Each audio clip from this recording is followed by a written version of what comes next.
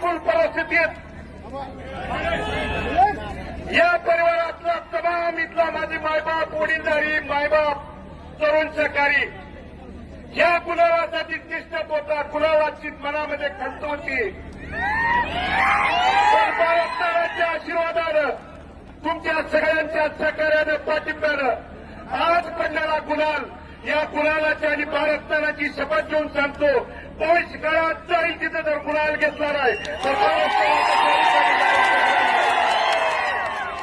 आणि मला या 5 वर्षाच्या काळात इथल्या तमाम जनतेनं, वडीलधाऱ्यानं, तुमच्या सगळ्यांच्या सहकार्यानं, आशीर्वादानं मी या प्रतिकूल परिस्थितीत अनेक त्या ठिकाणी माझ्यावरती आरोप झाले. कुणी सांगितलं भालके संपलेत, अरे तुझ्या बापाला भालके म्हणून मी इथल्या पंढरपूर शहर आणि तालुक्यातल्या आणि मंगळवेढा तालुक्यातल्या देखील पंढरपूरमधली निवडणूक झाली बसवलं.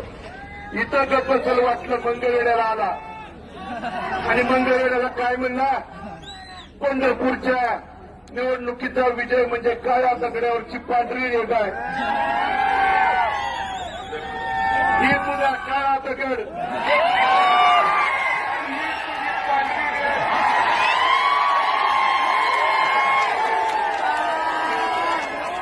नुसत्या पंढरपूरचा गुलाल नाही तर मंगळवेढचा देखील गुलाल त्या ठिकाणी घेऊन आलो.